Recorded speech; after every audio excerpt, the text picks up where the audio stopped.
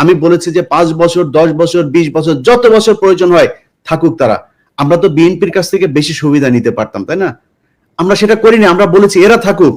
বরং বিএনপি অনেক ক্ষেত্রে এই বাংলাদেশের সবচেয়ে, এই যে 3জন লোক এখন বসে কথা বলছে এখানে, এই 2-3টা লোক এখন বিএনপির সবচেয়ে বড় শত্রু। কার জন্য হয়েছে? আমরা বাংলাদেশের মানুষের জন্য, এই ছাত্রদের জন্য। তারা গোনাই ধরে না। মনে হয়েছে যে এইভাবে এসে তারপরে কয়েক বিলিয়ন টাকা কামায় তারপরে মনে হয় তারা বাংলাদেশে আবার ক্ষমতায় আসবে। এত সহজ? আপনার মতো এরকম কয়েক বিলিয়ন ডলারের মালিক বাংলাদেশে বিএনপির অনেক নেতা আছে, নাম ধরে বলতে পারি, তারা আওয়ামী লীগের সময়ই কামাইতো। আপনি কি মনে করেন নাকি আজকে এই বিতর্কে আর গেলাম না, তারা কামাইতে পারতো, কিন্তু তারা কিন্তু আপনি বাংলাদেশে রাজনীতি করতে পারবেন, আপনার চেয়ে বহু টাকাওয়ালা লোক বসে আছে বাংলাদেশে। আমি একটা জিনিস, সরি ইলিয়াস, আমি ইন্টারাপ্ট করার জন্য, যে জিনিসটা আমি আমার সকালবেলা দেখে খুবই মেজাজ খারাপ হয়েছে। নাসিরউদ্দিন পাটোয়ারি জাতীয় নাগরিক পার্টির একজন খুবই গুরুত্বপূর্ণ নেতা, সে আজকে একটা স্ট্যাটাস দিচ্ছে, মানে আমার দেখছেন, কেউ দেখছেন এটা স্ট্যাটাস? ইলিয়াস দেখছো? আমি খেয়াল করিনি। সেই স্ট্যাটাসে সে বলতেছে জিয়াউর রহমান লুটেরা। মানে কি ধৃষ্টতা! মানে এই ছেলের তো রাজনীতি করার কোনো অধিকারই নাই, রাইটই নাই, কোনো রাজনীতি করার বিন্দু মাত্র তার পলিটিক্যাল ট্রেনিং নাই। মানে সে জিয়াউর রহমান ক্যারেক্টারকেও বোঝেনি, জিয়াউর রহমানের রাজনীতিকেও বোঝেনি, জিয়াউর রহমানের কন্ট্রিবিউশন কেও বোঝেনি, এবং জিয়াউর রহমান বাংলাদেশের জন্য কি সেটাও বোঝেনি। সে বলে দিল লুটেরা। এত বড় ধৃষ্টতা! আশ্চর্য ব্যাপার। মানে একটা রাজনীতিতে, মানে আমি বলবো যে এই সময়টা, এই যে ওয়াকারের এই ইস্যুটা নিয়ে একটা কিন্তু মোরাললেস জাতীয় ঐক্যের একটা অবস্থা সৃষ্টি হয়েছে। কারণ তারপরে বিএনপির মিডিয়া সেলের পোস্টগুলো দেখেন, পোস্টগুলো আমরা যদি দেখি তাহলে দেখবো সে সালাউদ্দিন সাহেবের 5ই ফেব্রুয়ারির একটা মন্তব্য দিচ্ছে যে আমরা আওয়ামী লীগের বিচার চাই, আওয়ামী লীগের বিচারের মাধ্যমে, হ্যাঁ।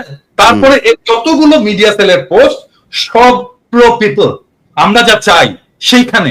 আর সেইখানে নাসির পাটোয়ারি যে জিয়াউর রহমানকে লুটেরা বল। আরে বেটা, কি বলবো, 2 দিনের পোলা। যখন রাজনীতি মানে কি আসলে এটাই বোঝেনি। রাজনীতি মানে তো ফ্রেন্ডশিপ তৈরি করা, বন্ধুত্ব তৈরি করা।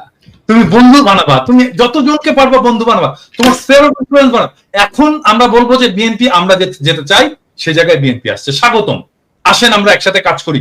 এই আওয়ামী লীগকে আপনারাও চান না, আমরাও চান না। আপনি চান বিচার, আমাদের হয়তো সামান্য কিছু আছে, তফাৎ আছে, কিন্তু আসেন আমরা বসে আমরা একসাথে কাজ করি। এবং এই সময়টা আসলে আমাদের তৈরি করা উচিত যে আমরা যতগুলো রাজনৈতিক দল আছে, আমাদের যত মত আছে, অ্যান্টি ফ্যাসিস্ট মত আছে, তাদের একসাথে আসার বসার একটা বাস্তব শর্ত তৈরি হয়েছে।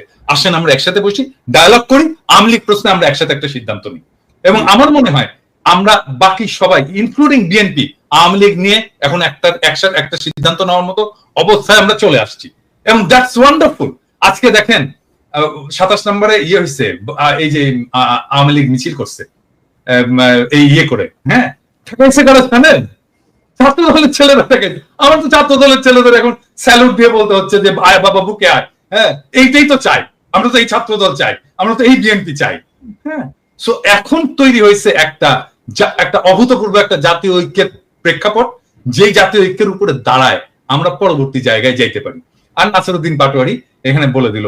আমার মনে হয় নাসিরউদ্দিন পাটোয়ারির শুধু, আমি জানি না কি অবস্থা, ওর ক্ষমা চাওয়া উচিত, জাতির কাছে ক্ষমা চাওয়া উচিত জিয়াউর রহমান সম্পর্কে ধৃষ্টতাপূর্ণ মন্তব্য করার জন্য। এবং আমি এটা খুবই পার্সোনালি নিছি। ইউ অল নো যে আমি ব্যক্তিগতভাবে, শুধু পলিটিক্যালি না, ব্যক্তিগতভাবেও আমি জিয়াউর রহমান চরিত্রটাকে অ্যাজ পলিটিক্যাল লিডার, বাংলাদেশের একজন আইকন হিসেবে আমি কতটুকু রেসপেক্ট করি। এবং এই জায়গায় আমি জানি না নতুন জেনারেশনের কথা, আমাদের জেনারেশন এটাকে কোনোদিন মেনে নেবে না, কোনোদিন না, নেভার এভার। এইটা যদি ছাত্ররা না জানে, নতুন দলের লোকেরা যদি না জানে, তাহলে রাজনীতি না করাই ভালো। না দাদা, ওই যে ছাত্র উপদেষ্টা বা ছাত্র যারা দলের নেতৃত্বে আছে, তাদের যে বডি ল্যাঙ্গুয়েজ বা তাদের যে হাবভাব আর কি, এটা ঠিক মনে হয় না যারা বিপ্লব করে আসছে আর কি, মনে হয় যেন একটা এলিট পলিটিক্যাল পার্টি। রনক ভাই, আপনি দেখেন শুরুর দিকে আমরা যখন আসিফ নজরুলের ব্যাপারে কথা বললাম, আমি আসিফ নজরুলের ব্যাপারে কথা বলার পরে এই আসিফ সবার আগে এসে আসিফ নজরুলের পাশে দাঁড়াইলো, কিচ্ছু বলি নাই, হজম করেছে। আজকে আপনি আপনার বইতে লিখেছেন ক্যান্টনমেন্টে আপনি জানেন হাসনাত গিয়েছে, হাসনাত বলেছে না যায় নাই সে, আপনি গিয়েছেন। এখন আমরা কোনটা, ক্যান্টনমেন্টে কিছু একটা ঘটেছিল, আমি বলেছিলাম যে ডক্টর ইউনূসকে প্রধান উপদেষ্টা বানাইতে চায়নি, আসিফ নজরুলকে বানাইতে চাইছিল। এখন তো আপনারা স্বীকার করছেন, এতদিন স্বীকার করেন নাই কেন? এতদিন স্বীকার করা উচিত ছিল। তাইলে তো আসিফ নজরুল, আসিফ আজকে যায় মানুষের কাছে যায় বলে যে সে তার আসিফ নজরুলের সাথে তার সম্পর্ক ভালো নাই, ইলিয়াস ভাই কেন আমার পেছনে লাগলো। আরে ভাই, আপনার সাথে ভালো সম্পর্ক না আমি কেমনে বুঝবো? আপনি প্রথম আলো নিয়ে আমার আমার আমার আমার যে রক্তের ভেতরে এন্টি ইন্ডিয়ান যে সেন্টিমেন্ট আমার ভেতরে কাজ করে, তার সবচাইতে বাংলাদেশের প্রধান দোসর হলো গিয়া প্রথম আলো আর ডেইলি স্টার। আপনি সেই প্রথম আলোর কাছে যায় তারপরে আপনার বই ইয়ে করেন, আপনি আর জায়গা পান নাই কোথাও। আপনার পক্ষে কথা বলবো কেমনে? আমরা তো বলতে চাই একটা দল দরকার ছিল যারা কিনা রাজনৈতিক শক্তির বাইরে গিয়া বাংলাদেশটাকে একটা সুন্দর জায়গায় নিয়ে যাবে। এই জন্য মানুষ জীবন দিয়েছিল, মানুষ আপনাদেরকে ব্ল্যাঙ্ক সাপোর্ট দিয়েছিল যে যা মনে চায় করেন, যত বছর প্রয়োজন হয় করেন। আপনারা তো এই ডক্টর মোহাম্মদ ইউনূসকেই রাখতে চান নাই, তার মানে আসিফ নজরুলকে রাখতে চেয়েছিলেন। কে চেয়েছিল, কেন চেয়েছিল? তারা কি এখনো আছে আসিফ নজরুলের সাথে? তাহলে থাকলে তারা কারা? ক্যান্টনমেন্টের সেই অংশটাকে আমাদের সামনে তুলে ধরতে হবে। ক্যান্টনমেন্টের সেদিন কি হয়েছিল সেটা খুঁজে বার করা খুব জরুরি। ইলিয়াস, আমি আসতেছি একটা বিষয় একটু দেখাতে চাই দাদা। ধরেন এই যে নতুন দল গঠন, এই হাসনাতের এই স্ট্যাটাসের পরে আজকে আমি আসিফ মাহমুদের একটা ভিডিও ক্লিপ দেখলাম। আমি ওই ক্লিপটা দেখে একটু আলোচনায় আসতে চাই। এটা ইলিয়াসের বক্তব্যের সঙ্গে প্রাসঙ্গিক, আমি জাস্ট একটু দেখাতে চাই। প্রধানের দিক থেকে মূল ভেটোটা ছিল যে ডক্টর মোহাম্মদ ইউনূস কেন, why not any other person. Doctor Mohammad Yunus নামে মামলা আছে, তিনি একজন কনভিক্টেড পারসন। একজন কনভিক্টেড পারসন আসলে কিভাবে একটা দেশের প্রধান উপদেষ্টা হতে পারে? আওয়ামী লীগ একটা লোককে একেবারেই দেখতে পাচ্ছে না, এবং বাংলাদেশে তো আলটিমেটলি 30-40% পিপল আওয়ামী লীগকে সাপোর্ট করে। এই 30-40% পিপলের মতামতের বিরুদ্ধে গিয়ে একটা লোককে প্রধান উপদেষ্টা করা উচিত? সেনাপ্রধান লাস্ট আমাদেরকে বলেছিল যে আমি বুকে পাথর চাপা দিয়ে এই সিদ্ধান্তটা মেনে নিচ্ছি।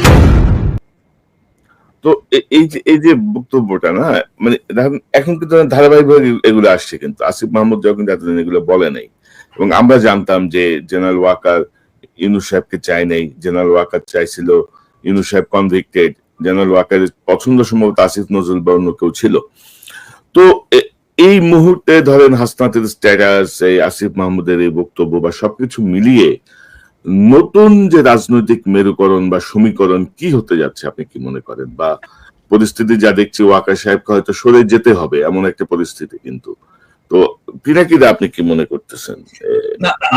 সব একসাথে আসতেছে কিন্তু না, আমি এইখানে এখন আমি আসলে একটু কনক্লুসিভ জায়গায় যেতে চাই যে এখন আসলে কি করা উচিত। মানে আমাকে অনেকে বলে যে দাদা কোন দিকে যাচ্ছে দেশ, কি হবে না হবে। আমি বলি যে দেখেন দেশের অবস্থা এমন ভোলাটাইল, প্রত্যেক মুহূর্তে প্রত্যেক দিন চেঞ্জ হচ্ছে। বলবো এখানে কিছু প্রেডিক্ট করা যায় না, এখানে আপনাকে নেভিগেট করতে হবে। এখানে প্রেডিক্ট করতে পারবেন না, নেভিগেট করতে হবে। সো নেভিগেট কে করবে? নেভিগেট করার যারা অ্যাক্টর আছে তারাই নেভিগেট করবে। রাজনৈতিক দলগুলো করবে, সোশ্যাল ইনফ্লুয়েন্সাররা করবে, রাজনীতির অ্যাক্টিভিস্টরা করবে, সরকার করবে, এই ব্যুরোক্রেসি করবে, এরা মিলে সবাই নেভিগেট করবে। সো এই নেভিগেশনে আসলে কে জিতবে এই ইয়েতে? এই প্রশ্নটা চলে আসে যে এইটাতে কি আর্মি জিতবে, এটাতে কি ব্যুরোক্রেসি জিতবে, এটা থেকে ইন্ডিয়া জিতবে? এখানে উত্তর ভেরি সিম্পল। এখানে জনতা যার পক্ষে থাকবে, যাদের পক্ষে থাকবে তারাই জিতবে। হ্যাঁ, আর জনতা তাদেরই পক্ষে থাকবে যারা ন্যায় এবং ইনসাফের পক্ষে থাকবে। তাহলে এখানে প্রশ্নটা হচ্ছে যে ন্যায় এবং ইনসাফের পক্ষে কারা আছে। আমি এইখানে বিনয়ের সাথে প্রফেসর ইউনূসের কানুন ভাবে তারপরে দেখেন আইন, এই যে বিচারকগুলোকে আপনি সরাইলেন, কোন আইন দিয়ে সরাইছিলেন? উপদেষ্টা বানাইছিলেন বাংলাদেশের সংবিধানে ছিল, আপনি বসাইলেন কেন? আপনারা যেভাবে উপদেষ্টা হয়েছেন এটা কোন আইনে ছিল? এখন বিডিআর এর মামলার সময় আপনি আইন দেখান, এখন উদিচির মামলার সময় আপনি আইন দেখান, 21শে আগস্টের মামলার সময় আপনি আইন দেখান। ওই ফেনীতে যেই বনোজ কুমার আর ব্যারিস্টার সুমনরা যেটা করে গিয়েছে, সেই 16 জন মানুষ এখন পর্যন্ত তারা কেন কন্ডেম সেলে আছে? আপনি করতে পারেন নাই, সময় পান নাই। শামা ওবায়দের সাথে অন্ধকারে সিনেমা হলে চিপাই গিয়া বসে সিনেমা দেখার সময় পান, এই কাজ করার সময় পান না। এটার জবাব বাংলাদেশের মানুষের কাছে। আমি বলেছি যে 5 বছর 10 বছর 20 বছর যত বছর প্রয়োজন হয় থাকুক তারা। আমরা তো বিএনপির কাছ থেকে বেশি সুবিধা নিতে পারতাম, তাই না? আমরা সেটা করিনি, আমরা বলেছি এরা থাকুক। বরং বিএনপি অনেক ক্ষেত্রে এই বাংলাদেশের সবচেয়ে, এই যে 3 জন লোক এখন বসে কথা বলছে এখানে, এই 2-3টা লোক এখন বিএনপির সবচেয়ে বড় শত্রু। কার জন্য হয়েছে? আমরা বাংলাদেশের মানুষের জন্য, এই ছাত্রদের জন্য। তারা গোনাই ধরে না, মনে হয়েছে যে এইভাবে এসে তারপরে কয়েক বিলিয়ন টাকা কামায়, তারপরে মনে হয় তারা বাংলাদেশে আবার ক্ষমতায় আসবে। এত সহজ। আপনার মতো এরকম কয়েক বিলিয়ন ডলারের মালিক বাংলাদেশে বিএনপির অনেক নেতা আছে, নাম ধরে বলতে পারি, তারা আওয়ামী লীগের সময় কামাইতো। আপনি কি মনে করেন নাকি আজকে এই বিতর্কে আর গেলাম না, তারা কামাইতে পারতো, কিন্তু তারা কিন্তু টাকা দিয়ে আপনি বাংলাদেশে রাজনীতি করতে পারবেন। আপনার চাইতে বহু টাকাওয়ালা লোক বসে আছে বাংলাদেশে। আমি একটা জিনিস, সরি ইলিয়াস, আমি ইন্টারাপ্ট করার জন্য, যে জিনিসটা আমি আমার সকালবেলা দেখে খুবই মেজাজ খারাপ হয়েছে।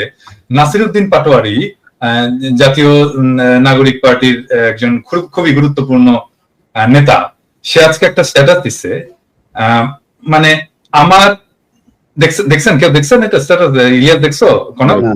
আমি খেয়াল করি নাই। সেই স্ট্যাটাসে সে বলতেছে জিয়াউর রহমান লুটেরা। মানে কি ধৃষ্টতা! মানে এই ছেলের তো রাজনীতি করার কোনো অধিকারই নাই, রাইটই নাই, কোনো রাজনীতি করার বিন্দু মাত্র তার পলিটিক্যাল ট্রেনিং নাই।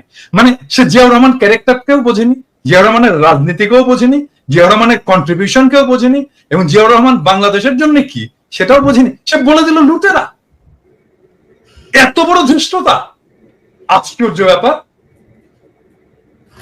মানে একটা রাজনীতিতে, মানে আমি বলবো যে এই সময়টা, এই যে ওয়াকারের এই ইস্যুটা নিয়ে একটা কিন্তু মোরাললেস জাতীয় ঐক্যের একটা অবস্থা সৃষ্টি হয়েছে।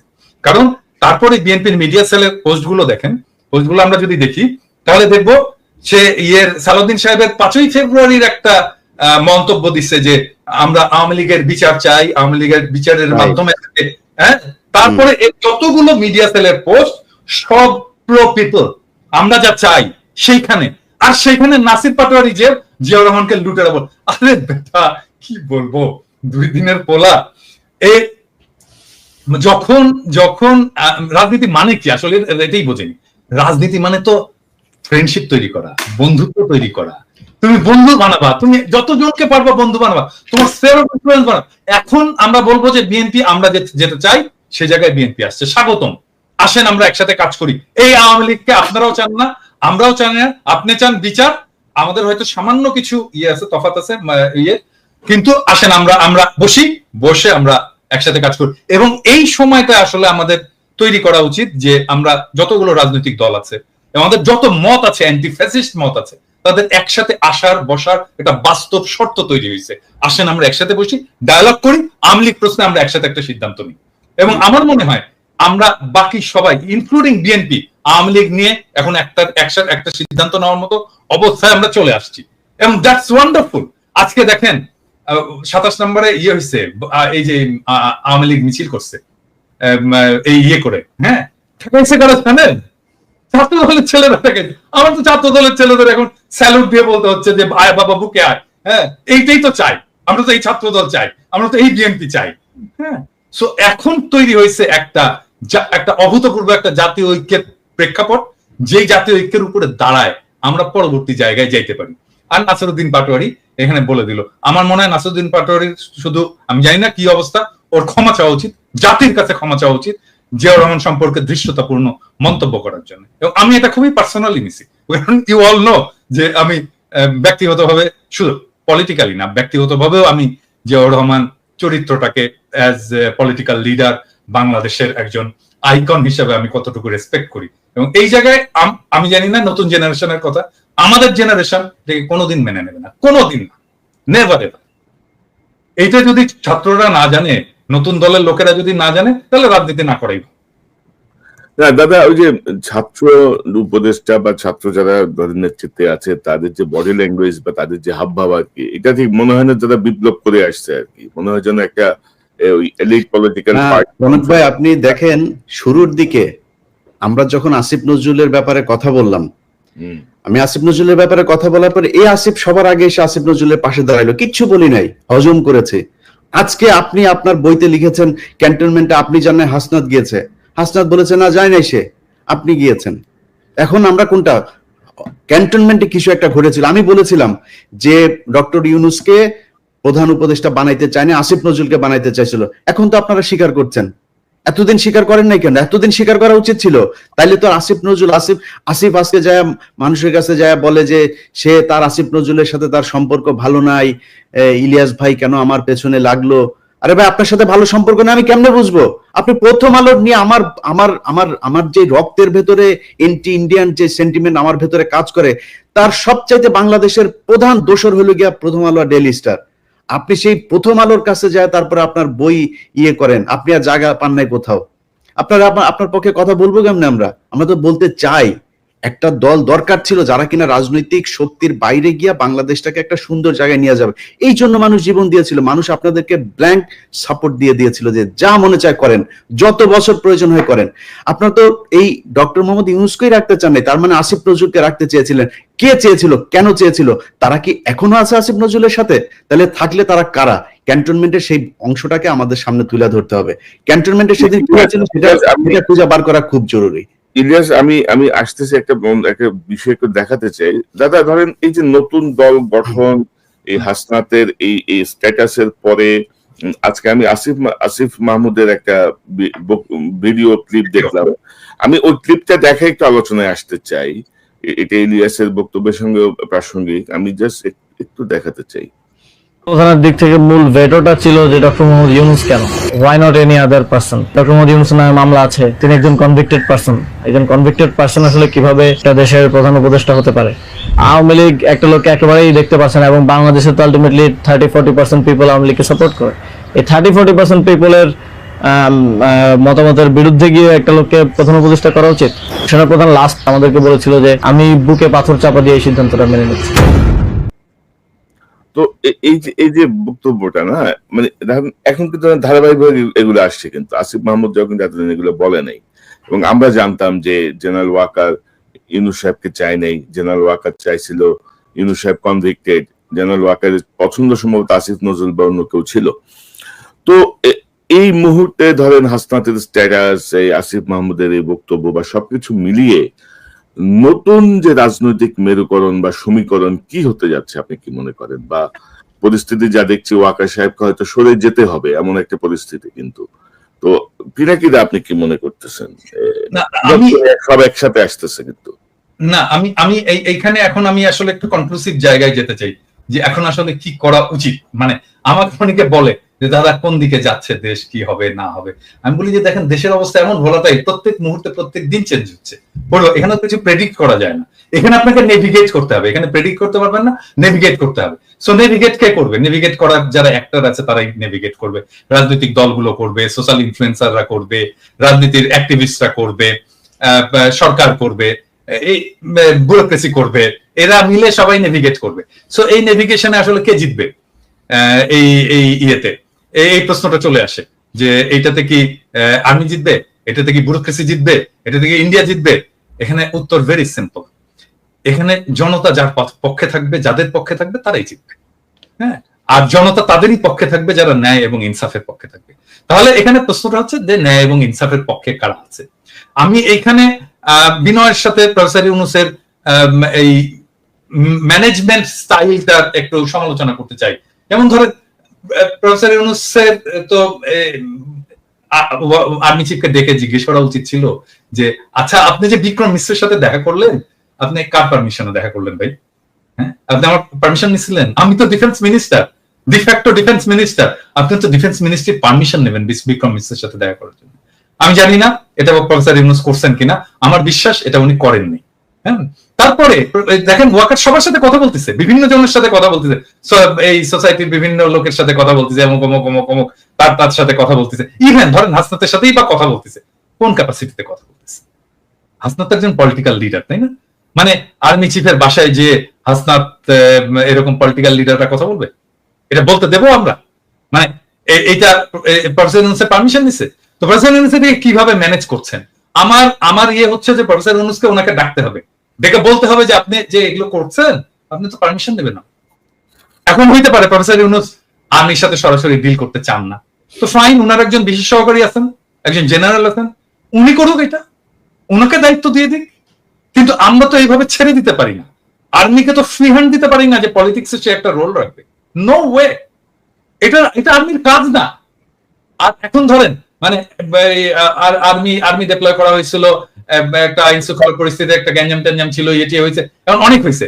এখন আর্মির ফিরে যাওয়া উচিত, ব্যারাকে ফিরে যাওয়া উচিত, আর্মির ইয়াং অফিসারদের ফিরে যাওয়া উচিত, সৈনিকদেরকে ফিরে যাওয়া উচিত, অনেকগুলো কারণে। এক হচ্ছে এতদিন মাঠে থাকা উচিত না, 2 নাম্বার তারা ক্লান্ত, 3 নাম্বার তাদের প্রফেশনাল ট্রেনিং এর দরকার আছে। তোরে ভাই, আর্মিকে তো আমার ট্রাফিক পুলিশ আর এই মব পিটানোর কাজে লাগানোর দরকার নেই। তাকে দেশ রক্ষার কাজে লাগাবো, আমি তাকে ট্রেনিং দেবো, আমি তার স্কিল বাড়াবো, তাকে ক্যান্টনমেন্টে যে তার যুদ্ধবিদ্যা শেখাবো, আমি সে ক্যান্টনমেন্টে ফিরে যাক। আর্মিকে দ্রুত ক্যান্টনমেন্টে ফিরিয়ে নিয়ে যাওয়া হোক, এবং ফিরিয়ে নিয়ে যেতে তাদেরকে বিশ্রাম এবং তার পরবর্তী কাজের মধ্যে লিপ্ত করা হোক। এবং সেটার জন্য সিভিল প্রশাসনটা ফাংশনিং হতে পারতেছে না আর্মি, কারণ মনে করতেছে ও আচ্ছা আর্মি এসে তো এটা ট্যাকেল করবি, আমার তো এটা যাওয়ার দরকার নেই। এই জায়গাটাকে একটা খুবই স্ট্রিক্ট প্রফেসর ইউনূসকে একটা রোল নিতে হবে, যেন আর্মি কোনোভাবেই পলিটিক্স নিয়ে কোন ধরনের চিন্তা ভাবনাই না করে। এটা তো আর্মির কাজ না রে ভাই, এটা তো ওয়াকারের কাজ না। আপনি কেন যাচ্ছেন? মানে কোন নির্বাচন ইনক্লুসিভ হবে, কোনটা হবে না, এটা তো সেনাবাহিনীর প্রধানের চিন্তা করার বিষয় না, এটা রাজনৈতিক সরকার বা সরকারে যারা আছে তারা দেখবে। আর আপনি যেটা বলছেন দাদা, ম্যাজিস্ট্রেসি পাওয়া নিয়ে মাঠে থেকেও তো খুব বেশি আমরা সুফল কিন্তু পাইনি। মানে কোনো বিষয় নিয়ে আমরা খুব বেশি যে সুফল পেয়েছি তা কিন্তু না। এবং জেনারেল ওয়াকারের এই বক্তব্যটা বা আমি একটু রেসপেক্টফুলি কনক তোমার কথার সাথে একটু ডিসএগ্রি করতে চাই, কারণটা হচ্ছে কি আমার কাছে তো ডেটা আছে, মানে একদম ভেরি সলিড ওই ক্রাইমের ডেটা আছে, এবং ক্রাইম আসলেই কমেছে। আমি যদি জানুয়ারি 2024 থেকে আমি যদি এই বিপ্লব পূর্ব ডেটাগুলো দেখি, তার সাথে যদি বিপ্লব পরবর্তী ডেটাগুলো দেখি, সিগনিফিকেন্টলি ক্রাইম কমেছে, অপরাধ কমেছে। না দাদা, আমি যেটা বলতে চাচ্ছি, বোঝাতে চাচ্ছি, সেটি হচ্ছে যে মানে আমাদের যে প্রত্যাশা, মানে আমাদের কাছে আমরা যখন আর্মি নিয়ে কথা বলি, আর্মির কাছে কিন্তু আমাদের প্রত্যাশা অনেক বেশি। এবং আপনি যদি দেখেন যে ফুল ম্যাজিস্ট্রেসি পাওয়ার নিয়ে আর্মি থাকার পরে পুলিশ নাই, ভরসার জায়গা ছিল একটাই যে আর্মি কন্ট্রোল করবে, কিন্তু সেই জায়গাটায় এটা নিয়ে আপনি কথা বলেছেন বা আমরাও কথা বলেছি, বিভিন্ন জায়গায় যে আওয়ামী লীগের যেসব অফিসার গুলো বসানো কমান্ডে, তারা বলছে এসব চুপচাপ বসে থাকো, মানে এরকম মতো এসছে। তো যেটা আমাদের আর্মিকে ক্ষতিগ্রস্ত করছে, ওইটাই আমি বলতে যাচ্ছি আর কি, যে ফুল ফ্লেজের কাজ হয় নাই। আপনি বারবার বলেছেন জেনারেল ওয়াকারকে কাকে কাকে সরাতে হবে, কি কি করতে হবে, আমরা বলেছি। মানে কেউ কিন্তু রেদওয়ান যে ওই যে গুলি করলো, যে বিজেপিতে পোস্টেড ছিল, গুলি করলো সরাসরি সাবমেশিন গান দিয়ে, তাকে আর্মি ধরিয়ে দিছে। এইটাই মানে দাদা, কোথাও কিন্তু কোনো শুনতেছে না, যেমন ওয়াকার সাহেব শুনতেছে না, ধরেন ইউনূস স্যার ওনার মন্ত্রিসভা নিয়ে আমরা এত কথা বলতেছি, সেই ঘুরে ফিরে কিন্তু সেই ট্র্যাশ গুলাই বসে আছে, কিন্তু কোনো চেঞ্জ হচ্ছে না। কিন্তু তো এগুলো আলটিমেটলি ডক্টর ইউনূসকে একটা পর্যায়ে যে মেলাইন করবে, একটা পর্যায়ে ক্ষতিগ্রস্ত করবে। এখনো হয়তো উনি বুঝতে পারছেন না, বাট অলরেডি তার প্রসঙ্গে অনেক কথা আসছে যে উনি কেন এদেরকে নিয়ে রাখছেন, বসায় রাখছেন এই লাইবিলিটিস গুলো। তো কথা কিন্তু কেউ শুনতেছে না, আর্মিও শুনতেছে না, সরকারও শুনতেছে না, এই হচ্ছে গিয়ে আমাদের অবস্থা। তো এখন আপনার কি মনে হচ্ছে, এই যে ধরেন হাসনাতের বক্তব্য বা আসিফের এই বক্তব্য, সবকিছু মিলিয়ে কোনো পরিকল্পিত কোনো কিছু কি আপনার কাছে মনে হয় দাদা? মানে কেউ পরিকল্পনা করে এই ঘটনাগুলো ঘটাচ্ছে কিনা, মানে পরিকল্পনা করে একটার পর একটা ঘটনা এসে ধরেন জিনিসটাকে অন্য কোনো শেপে যাবে কিনা? ওই যে আমি যে বললাম যে প্রেডিক্ট করা মুশকিল, কারণ এখানে অনেকগুলো ইন্টারেস্ট গ্রুপ তো কাজ করছে। মানে এখানে ইন্ডিয়া কাজ করছে, এখানে কাজ করছে, এইখানে মিলিটারি ব্যুরোক্রেসি কাজ করছে, এখানে জেনারেল পারপিট্রেটর জেনারেল যারা গণহত্যা গুম খুনের সাথে যুক্ত ছিল তারা এখানে কাজ করছে, এখানে হাসিনা কাজ করছে, হাসিনার দলের লোকেরা কাজ করছে, তার ফান্ড ফাইন্যান্স কাজ করছে। হ্যাঁ, তো এই যে একটা কমপ্লেক্স এর মধ্যে আমরাও কাজ করছি। ডেফিনেটলি আমরা জনগণকে জানাচ্ছি, আমরা জনগণকে উদ্বুদ্ধ করছি, জনগণ আমাদের কথা শুনছে, এখানে আমাদেরও রোল আছে। সো এই যে মাল্টিপল ফ্যাক্টর যে কাজ করছে বিভিন্ন দিক থেকে, তো এটা ট্রাজেক্টরি কোন দিকে যাবে, মানে এটা কোন দিকে নিয়ে যাবে দেশটাকে, সেটা প্রেডিক্ট করা মুশকিল। কিন্তু আমি বলবো যে আমি তো প্রেডিক্ট করি না, আমি নেভিগেট করি। আমি এর মধ্যে দিয়ে হাল বেয়ে আমি এক জায়গায় যেতে চাই আর কি, এর মধ্যে দিয়ে ড্রাইভ করে আমি এক জায়গায় যেতে চাই। সো আমি ড্রাইভ করে যাব যেটা ন্যায় ইনসাফের পক্ষে, এবং আমরা সবাই থাকবো, জনগণকে আহ্বান জানাবো যেটা ন্যায় এবং ইনসাফ সেই জায়গায় থাকবেন। এবং আমি 4টা জিনিস বলছিলাম, কনকা মনে আছে কিনা, আমি আবার বলি সবাইকে, আমি 4টা জিনিস নিয়ে আমি কাজ করি এবং আমি চাই এটা আমাদের জাতীয় ঐক্যের ভিত্তি হওয়া উচিত। নাম্বার 1, বাংলাদেশে আওয়ামী ফ্যাসিবাদ জীবনে ফিরবে না, আমরা ফিরতে দেব না। নাম্বার 2, বাংলাদেশে ভারতীয় আধিপত্যবাদ ফিরবে না, আমরা তাকে ফিরতে দেব না। নাম্বার 3, আমরা বাংলাদেশে একটা সাম্যের সমাজ চাই। নাম্বার 4, বাংলাদেশে আমরা একটা ইনসাফের সমাজ চাই। আমার চাওয়া এই সামান্য 4টা জিনিস, এই 4টার জন্য আমি জীবন দিয়ে দেব, এবং এইটাই আমার অন্যের সাথে ঐক্য করার ভিত্তি হবে। এবং আমি প্রফেসর ইউনূস সরকারকেও বলবো যে আপনার কাজের মধ্যে এই 4টার রিফ্লেকশন ঘটান। এবং আমি বিএনপি কে বলবো, জামাতে ইসলামীকে বলবো, বাংলাদেশের সকল রাজনৈতিক দলকে বলবো যে এখন আপনারা বসে আসেন, আমরা একটা জাতীয় ঐক্য তৈরি করতে পারি কিনা এই 4টা বেসিসের ভিতর। আপনারা যদি কিছু অ্যাড করতে চান করতে পারেন, কিন্তু যত বেশি অ্যাড করবেন এটা কমপ্লেক্স হবে। এবং আমি বিএনপির যত নেতার সাথে কথা বলছি, জামাতের যত নেতার সাথে কথা বলছি, ইভেন জামাতের বাইরেও যত নেতার সাথে কথা বলছি, এমনকি ছাত্রদের যত নেতার সাথে কথা বলছি, এই 4টা পয়েন্টে কিন্তু কেউই ডিসএগ্রি করেনি, কিন্তু ফর্মালি আমরা কেন বলতে পারতেছি না এটাকে আমার এটা ঐক্যের প্ল্যাটফর্ম হবে, এর উপরে দাঁড়িয়ে আমরা আমাদের পরবর্তী রাজনীতি নির্মাণ করব। তবে দাদা, এই যে সেনাপ্রধানের উদ্ভূত যে পরিস্থিতি, বক্তব্য, এটা নিয়ে আমার মনে হয় যে আইএসপিআর এর একটা ব্যাখ্যা খুব জরুরি। আসলে সেনাপ্রধান কেন বলেছেন, কোন প্রেক্ষিতে বলেছেন, কি বিষয়, এটা ব্যাখ্যা আমরা খুব সহজ দিতে পারে, কিন্তু আইএসপিআর কে ঠিক কথা বলবে, মানে আইএসপিআর সেটাই বলবে যেটা তাকে বলে দেওয়া হবে। এটা এটা এটা ইয়ে না, আমরা এটা অনেক পরে জানতে পারবো যে আসলে কেন এটা হয়েছিল। আমি একটা ইন্ডিকেশন পাইছি যে আসলে উনি কেন এত ভয় পাইছেন, একটা ইন্ডিকেশন পাইছি, এটা কালকে বলবো নি আমার দর্শকদেরকে।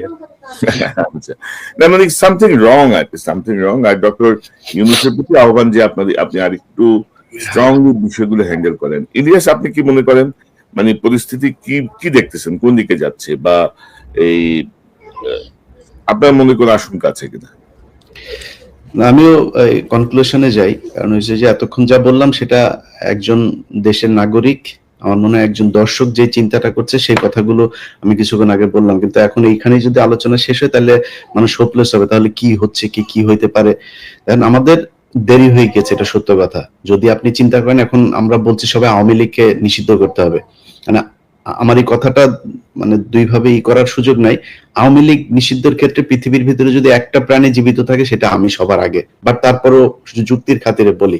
কারণ বাংলাদেশে মুসলিম লীগ আছে না এখনো, বাংলাদেশে এখনো জাসদ বাসদ টাসদ বহুত দল আছে না, নিষিদ্ধ করা লাগে নাই তো, নিষিদ্ধ করতে হয়েছে না। নিজামী ইসলামী পার্টি টার্টি অনেক পার্টি ছিল, বড় বড় পার্টি ছিল, ইভেন মাওলানা ভাসানীর দল পর্যন্ত তো এখন খবর নেই। যদি মানুষ না চায়, দল এমনিতেই চলবে না, দল এমনিতে ব্যান্ড হয়ে যায়। মানুষ চায় কিনা, মানুষ তো চায় না। আমরা আলোচনা করেই বোধহয় আওয়ামী লীগকে আরো বেশি মানে চাই কি না চাই, কিন্তু আমরা তাদেরকে চাই না চাই তার চাইতে সবার আগে আমাদের চোখের সামনে যে আওয়ামী লীগ গুলো আছে তাদেরকে আমরা সরিয়েছি এখন পর্যন্ত।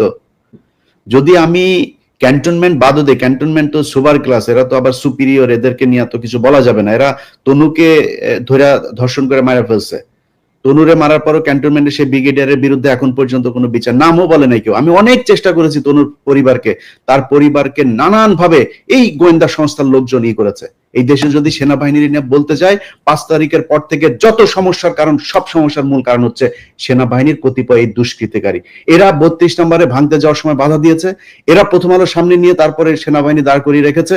এরা গিয়ে এই পর্যন্ত যত আলেমরা বের হয়েছে, সে আলেমদেরকে আপনি জানেন কনক ভাই, আমি সেনাবাহিনীর প্রতিনিধিকে আমি একদম সরাসরি বলেছে যে আপনাদের এই অফিসার করছে, বললো হ্যাঁ আমরা দেখছি, আমি এখনই দেখছি। আমাদের সামনে বসে ফোন দিল ঢাকাতে, কি হয়েছে? এখনো পর্যন্ত আলেমদেরকে জামিন দেয় না। জজ সাহেব জামিন দেয়, সেনাবাহিনীর এই ডিজিএফআই ফোন করে তারে থ্রেট করে। এই জন্য সেনাবাহিনী, এই জন্য আমাদের দেশে সেনাবাহিনী নাকি? তো এটা করছে সেনাবাহিনী এখন পর্যন্ত। আওয়ামী লীগ যদি নাকি আপনি ছাত্ররা, আমি আপনাদের অনেক কমপ্লেন করলাম, এখনো পর্যন্ত আপনাদের সুযোগ দিচ্ছে। আগেই বলেছে খুব বেশি দিন সময় নাই, এই ছাত্রদল ছাত্র শিবির যাদেরকে আপনারা এখন তুচ্ছ তাচ্ছিল্য করে কিছুই নিজেদেরকে বিশাল আকারে সাম্রাজ্যের মালিক মনে করেন, এই ছাত্রদল ছাত্র শিবিরের কারণেই 5 তারিখের ঘটনা ঘটানো সম্ভব হয়েছে। আপনাদের পক্ষে করা সম্ভব হইতো না এককভাবে, এটা মনে রাখেন। তাদেরকে নিয়ে ছাত্রদল ছাত্র শিবির মারামারি করবে, টেন্ডারবাজি করবে, অনেক কিছু করতে পারে। তাদের ব্যাপারে কথা বলতে গেলে খুব সাবধানে কথা বললেন, যারাই 15 বছর অন্তত সরকারের সাথে হাত মিলায় নেই তাদের ব্যাপারে। সো তাদেরকে হিসাব করে যেমন কথা বলতে হবে। আর আপনারা যারা কিনা এখন পর্যন্ত আওয়ামী লীগের যে লোকজনগুলো আছে, যারা মনে করেন যে আপনারা কয়দিন পর টাকা পয়সা নিয়ে তারপরে খুব ভালো অবস্থানে থাকবেন, সেই ছাত্রদেরকে বলতে চাই, যদি নাকি আসলে এই দেশে থাকতে চান, আমি আবারও রিপিট করি, দেশে যদি থাকতে চান, পরিস্থিতি যা হয়েছে আপনি দেশেই থাকতে পারবেন না। আসিফ নজরুল অলরেডি তার বউ বাচ্চা আমেরিকায় পাঠিয়ে দিয়েছে, সে টাকা পয়সা যা পাঠাচ্ছে একদম দায়িত্ব নিয়ে বলছি, আপনাদেরকে গ্যারান্টি দিয়ে দিলাম, আসিফ নজরুল আমেরিকাতে প্রপার্টি কিনেছে, প্রপার্টি কার মাধ্যমে কিনেছে সেটাও জানি। পরিস্থিতি আসুক, পরিস্থিতি আসলে আপনারাই জানতে পারবেন, তখন এই ক্যান্টনমেন্টের ঘটনা যেমন আজকে বের হয়েছে ওইভাবে সবকিছু সামনে নিয়ে আসা হবে। আচ্ছা, এই যে টাকা পয়সা নিয়ে করছেন এটা নিয়ে বাঁচতে পারবে না। কি করতে হবে? যেটা করতে হবে সেটা হচ্ছে এই যে হত্যা মামলার আসামিগুলো আছে না, এটার উপরে আপনাদেরকে সবার আগে এমফেসিস করতে হবে। আপনারা যারা আহত হয়েছে না তাদের চিকিৎসার জন্য সর্বোচ্চ করতে হবে, যারা নিহত হয়েছে তাদের পরিবারকে খুব দ্রুত বড় অঙ্কের রাষ্ট্রীয় কোষাগার থেকে তাদের জন্য করতে হবে। এর আগে আমি বলেছি, পিনাকিদা বলেছে, আমরা একদম স্পষ্টভাবে যে যদি আপনার টাকার প্রয়োজন হয়, ফান্ডের প্রয়োজন, আমাদেরকে বলেন, আমরা ফান্ড কালেক্ট করে দেব। বাংলাদেশের মানুষ এই জুলাইয়ের যে শহীদ তাদের জন্য তাদের সর্বোচ্চ স্যাক্রিফাইস করতে রাজি আছে। আপনাদের কারণে মানুষ সেগুলো নিয়ে কথা বলে না, কারণ আপনারা তোলেনি না। মাঝখানে একবার কষ্টের কথা বলি, মাঝখানে একবার এরা পঙ্গু হাসপাতালের সামনে গিয়ে দাঁড়াইলো, আমি একজন ছাত্র উপদেষ্টাকে, সমন্বয়কে আমি বললাম যে ভাই এই মানুষগুলো এখনো পর্যন্ত আমাদের মিডিয়াতে কথা বলে তারপর চিকিৎসা নিশ্চিত করতে হবে। সে আমার কি জবাব দিছে জানেন দাদা?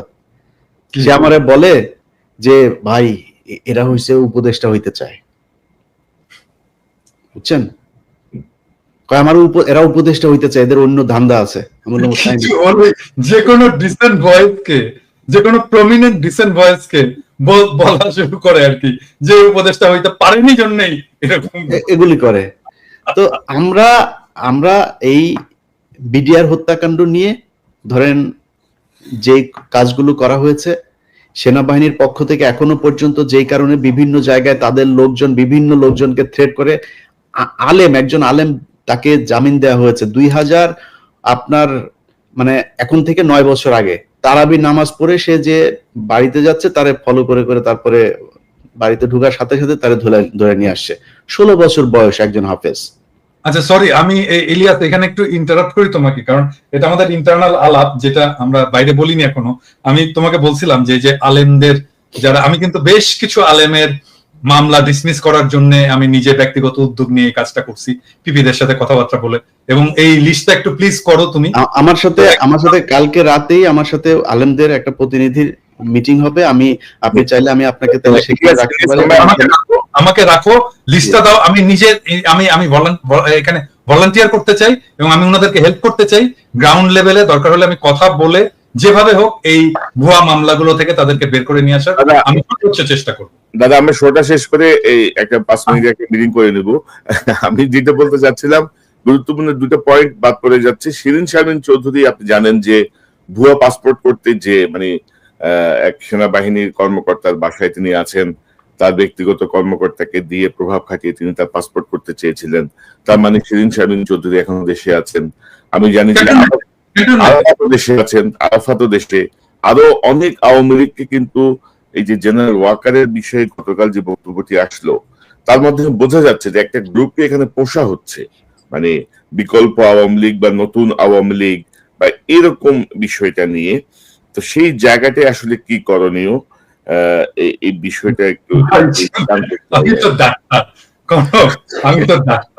হ্যাঁ, মানে এটা ভালো আওয়ামী লীগ যদি তৈরি করা যাইতো, তার চেয়ে ডাক্তাররা অনেক আগে গবেষণা করে বাইর করতে করার চেষ্টা করতো যে কি করলে গুয়ে গন্ধ হবে না।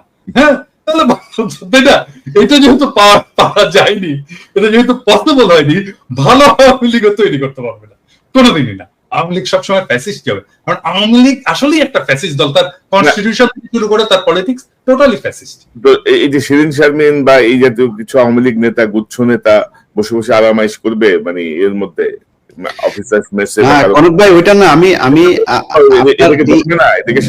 এই জায়গায় যেটা করতে হবে, ওই যেই মব শুরু হয়েছিল ছাত্রদের সামনে, এখন রাস্তা একটা অনেক ছাত্রদেরকে কোণঠাসা করে রাখা হয়েছে।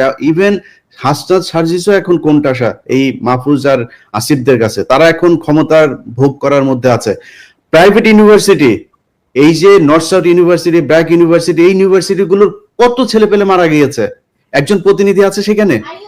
মাদ্রাসার স্টুডেন্টরা মারা গিয়েছে, তাদের কোনো প্রতিনিধি আছে?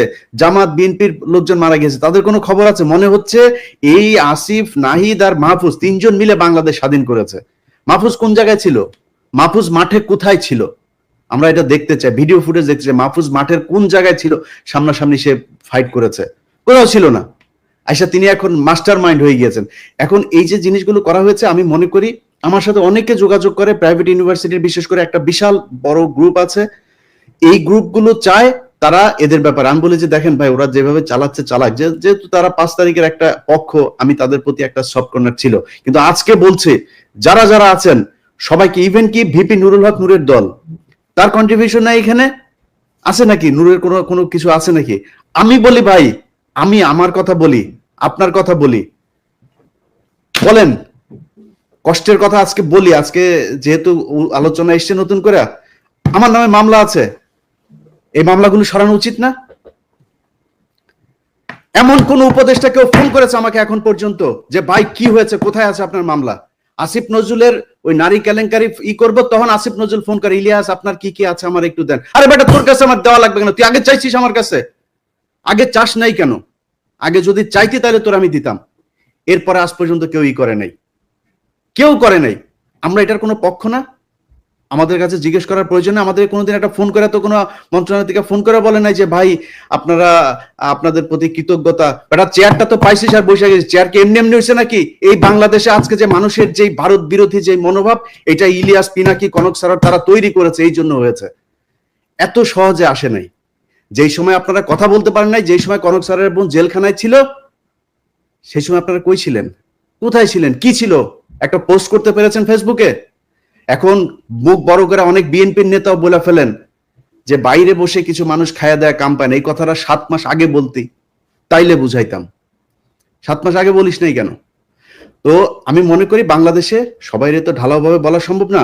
জামাত, বিএনপি, হেফাজত, এই প্রাইভেট ইউনিভার্সিটি, পাবলিক ইউনিভার্সিটি, এই যে এখন দেখেন যেখানে যাচ্ছে তারা মার খাচ্ছে। কারণ কি? কারণ ওই পক্ষটা তাদের এই কার্যক্রমকে পছন্দ করে না। তো আমি মনে করি তাদের কালকে থেকে যেখানে যেখানে, সময় টিভিতে এখন পর্যন্ত খুনিরা বসে অফিস করে। ভাই খুনি কেমনে অফিস করে? তা বলেন তাহলে যে কেউ মারা যায় নাই, আপনি হত্যা মামলার আসামিরা আপনি অফিস করতে দেন, এটা কোন ধরনের নাটক? আশিক রহমান এই যে আরটিভির হত্যা মামলার আসামি, কই আপনি তারা ধরেন না? সো কালকে থেকে লিস্টিং করতে হবে কোন কোন অফিসে এখন পর্যন্ত হত্যা মামলার আসামিরা আছে, আওয়ামী লীগের দোষর আছে, সেই অফিসে যায় তারপরে বাই ফোর্স তাদেরকে ওইখান থেকে সরাইতে হবে। সাংবাদিক, প্রথম আলোর যেসব সাংবাদিকরা এই বাংলাদেশে ভুয়া জঙ্গি বানায় তারপরে তাদেরকে 12 বছর গুম করে রেখেছে, তাদেরকে কি করতে হবে? সবচাইতে বড় কাজ যেটা, সেটা হচ্ছে যারা এই 12 বছর গুম ছিল, ভাই আপনারা লোক পান না, কারে কোথায় বসাবেন, কে ভালো মানুষ? আরে ভাই ভালো মানুষের দরকার নেই, খারাপ মানুষের নিয়ে বসান। মনে করেন গুম ছিল, এরা খুব খারাপ মানুষ, ওরে নিয়ে বসান, ও যাই করুক অন্তত বিট্রে করবে না। আওয়ামী লীগকে আনার জন্য ওরা কোনো কাজ করবে না, কারণ ওরা 12 বছর গুম ছিল। এই লোকগুলির কোথাও বসানো নেই। গুম ঘরে নিয়ে যায় পরিদর্শনে, সেখানে হাসিনুর রহমানরে নিয়ে যায় না। আপনি কোন দেশে আছেন? আপনার এই ওয়াকারের গায়ে আগুন জ্বলা যায় হাসান নাসের আর আসিনুরের নাম শুনলে। আপনি কে ওয়াকার মিয়া? আপনার জীবনের সবচাইতে বড় পাপ, আপনি যে দোজকে যাবেন, আপনি নাকি মাগরিব থেকে এসা পর্যন্ত আপনি নাকি কোরআন ছাড়া কিছু বুঝেন না। আমাদেরকে বুঝায় গেল ভাই, আজকে বলি নামটাম না বলি, আমার আর কনক ভাইরে আর্মির প্রতিনিধি দল আইসা নিউ ইয়র্কে এসে বুঝায় গেল উনি মাগরিব থেকে এসা পর্যন্ত কারোর সাথে দেখা করেন না, কোরআন শরীফ পড়েন। এইভাবে নাকি কেমন পরে চশমা চোখে দিয়ে এইভাবেও দেখা গেল না, একদম সামনে বসা। আমরা বিশ্বাস করলাম। আমরা কিন্তু তারপর থেকে পিনাকি দাদার কাছে আমি মাপ চাই আজকে। পিনাকি দাদা আমারে বলছে যে তুমি ইয়ারের কেন করলা, ওয়াকারের কেন ব্ল্যাঙ্ক সাপোর্ট দিলা? আমাকে দাদা ইয়ে করেন, দেখেন বিডিআর এর এটা নিয়ে ভালো একটা রেজাল্ট আসবে। ফারাবির এখন পর্যন্ত ছাড়ে নাই। আমারে বললো ইলিয়াস আপনি কি চান? আমি বললাম আমি চাই বাংলাদেশের আলেমগুলো, যেই আলেমরা, যেই ছাত্রদল, ছাত্র শিবির, যেই ইয়েগুলো লোকগুলোকে শেখ হাসিনা 12 বছর জেলে পাঠিয়েছিল, তাদের সবাই ছাড়বেন। ফারাবির নাম ধরে বলেছে, ফারাবির এখন পর্যন্ত ছাড়ে নাই। তো পিনাকিদার কথা সেদিন না শুনে আমার ভুল ছিল, আজকে বুঝতে পারলাম। এই জন্য পিনাকিদার কাছে সরি। অতএব এই জায়গাগুলো ঠিক করতে হবে। আমরা কারোর আর বিশ্বাস করি না, আবার ফের সেই জায়গায় আসতে হবে। যারা আছেন কালকে থেকে লিস্টিং করতে হবে, লিস্টিং করে তারপরে ঠিক করতে হবে কোথায় কোথায় কোন কোন অফিসে আওয়ামী লীগের দালাল আছে। দল নিষিদ্ধের আগে এদেরকে আগে এখান থেকে সরাইতে হবে। নাইলে যারা এখন এই যে আওয়ামী লীগের লোকজন দেখেন, বিএনপির ভাই এবং জামাতের ভাইদের বলি, তারা এখন আপনাদের দলে যাওয়ার জন্য পারাপারি করে না, কালকে দেখবেন সবার আগে আপনারা ধরবে। অতএব জামাত, বিএনপি কোনো দলের মধ্যে কোনো ভাগাভাগি নাই। আপনাদের ভেতরে রাজনৈতিক সমস্যা থাকবে, খুনোখুনি হবে, মারামারি হবে, সব হবে, এক জায়গায় এক হইতে হবে। সেটা হচ্ছে আওয়ামী লীগ বাংলাদেশে কোনোভাবে পুনর্বাসিত হইতে পারবে না। ব্যাস, এই জায়গায় আর কোনো কিছু নাই। সবাই প্রস্তুতি নেন, আবার বিপ্লব শুরু হবে ইনশাআল্লাহ। দাদা আপনার কোনো মন্তব্য? আমার নামেও কিন্তু একটা মামলা শুধু খালাস হয়েছে, তাও এতে কিন্তু কেউ উদ্যোগ নেয়নি, কারণ আমার মামলার সাথে ছিল মুশফিকুল ফজল আনসারী আর ওই যে আশিক ছেলেটা তো খুব নামকরা অ্যাক্টিভিস্ট এবং খুব উদ্যমী ছেলে, ও নিজে এটা করছে, সেই জন্য ওর সাথে সাথে আমার মামলাটা খালাস হয়েছে, কিন্তু আমার অন্য মামলাগুলো কিন্তু কোনোটাই খালাস হয়নি, সবগুলোই আছে। আরে আমারও তো একই অবস্থা, আমার তো বোধহয় মামলা 4টা না 5টা, তার মধ্যে একটা গেছে রাষ্ট্রদ্রোহ, যেটা তারেক রহমান সাহেব 1 নম্বর আসামি। ওইটা তাও গিয়েছে কারণ হচ্ছে 21 টিভির চেয়ারম্যান ওইটার আসামি ছিল, ওনারা যেহেতু কাজ করেছে ওখানে, নাইলে হয়তো ওইটাও যাইতো না। আর বাকি দিয়েছে মানে ডিজিটাল সিকিউরিটি অ্যাক্টের মধ্যে আরো 3-4টা আছে, আমরা জানিও না, মানে কারোর কোনো খোঁজ খবরও নাই রে দাদা। আমরা তো মানে কি বলবো আর কি, তো দেখা যাক, নতুন মেরুকরণ একটা শুরু হয়েছে মনে হচ্ছে, এই ভালো হইলে ভালো, না হইলে তো সব সোজা হয়ে যাবে, তো দেখা যাক কি দাঁড়ায়। পিনাকি ভট্টাচার্য, আপনাকে ধন্যবাদ, অসংখ্য ধন্যবাদ। ইলিয়াস হোসেন, আপনাকে ধন্যবাদ। নিশ্চয়ই আমরা পর্যবেক্ষণে রাখি সামনের পরিস্থিতি কোন দিকে যায়, সে অনুযায়ী নিশ্চয়ই আমরা আমাদের আলোচনা বা বিশ্লেষণ করে ধরবো। ভাই একটা কথা বলতে চাই, এক লাইন, পিঠের চামড়া একটারও থাকবে না। যারা মনে করেন না যে এরে না ওরে না এরে, আপনি টাকা পয়সা কামায়, মাহফুজ বলেন, নাহিদ বলেন, আসিফ বলেন, আওয়ামী লীগ যদি নাকি কোনোভাবে পুনর্বাসিত করেন, পিঠের চামড়া একটারও থাকবে না। ছাত্রদল ছাত্র শিবিরের সাথে অলরেডি তো গ্যাঞ্জাম শুরুই হয়েছে, সামনে ছাত্রলীগের আইনা, তারপরে ত্রিমুখী পিটানি খাবেন। টাকা পয়সা নিয়ে সারা জীবন ওই যে মইনিউ আর ফখরুদ্দিনের মতো যায় সারা জীবন এক জায়গায় বসে থাকতে পারবেন। আমি কনক সারোয়ার, আমরা কিন্তু বাইরে থাকলেও মানুষ ডাকে, ভাই আসেন দেশে, আসেন না কেন, আমরা দেশে যাইতে পারি, এটা সমস্যা নেই। আসিফ নজরুলের বাপের ক্ষমতা নাই, দেশে গেলে আমার মামলায় আমার আটক করে নিয়ে যাবে, কিন্তু আপনাদের জীবনে কিন্তু যাইতেও দিবেন, কেউই যাইতে দিবেন, কেউই ডাকবে না আপনারে। সো সাবধান, থাকবে না, সবাই সাবধান থাকেন। ইলিয়াস তোমাদের সাথে দেখা করতে আসলো, তো আমার সাথে আসে না কেন দেখা করতে? বললেন না কেন যে দাদার সাথে কথা বলেন না কেন? কি ডরাই না? আমার এখানে আসার দাদা, এই জিনিসগুলো আমাদের তাদের সাথে আমরা প্রমিস করেছি যে আমরা আপনাদের এই বিষয়গুলো, এই আপনার নামটাম কারা কাদের সাথে কি মিটিং হয়েছে এগুলো নিয়ে আলোচনা করবো। তারপরে বলি কারণটা কি, কারণটা হচ্ছে আমি যে বিডিআর এর কাজটা করছিলাম, এই বিডিআর এর এই বিষয়টা নিয়েই তাদের যুক্তি দেখেন, সেনাবাহিনীর যুক্তি শুনেন।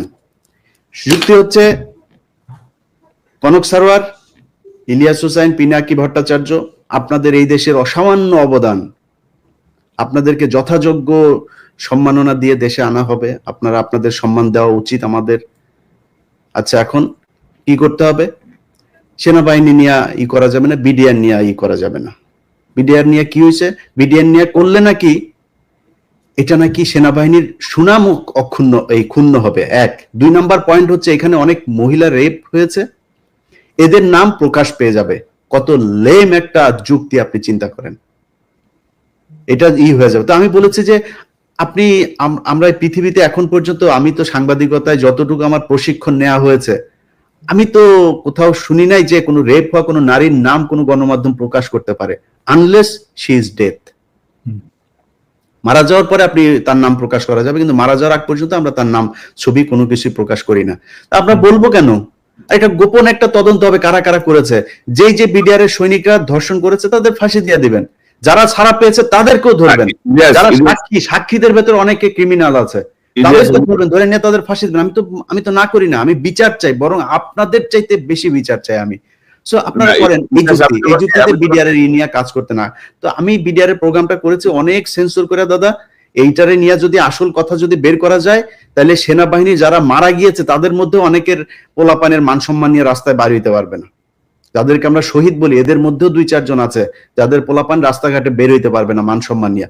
সব দোষ বিডিআর এর এখানে দিয়া, এবং ওই যে এটা শুনি নাই দেখেই কিন্তু তার পরের দিনই কিন্তু ওই সেনাপ্রধান বলেছে ফুল স্টপ।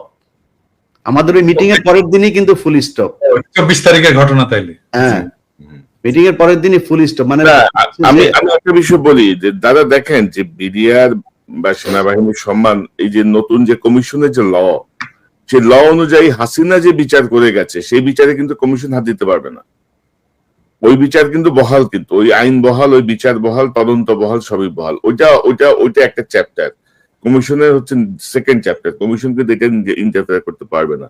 তো এখানে তো বোঝা যায় যে বিডিআর এর জায়গাটা রিয়েলি উন্মোচন হোক, এটা বর্তমান সময়ের অনেকে চাচ্ছে না।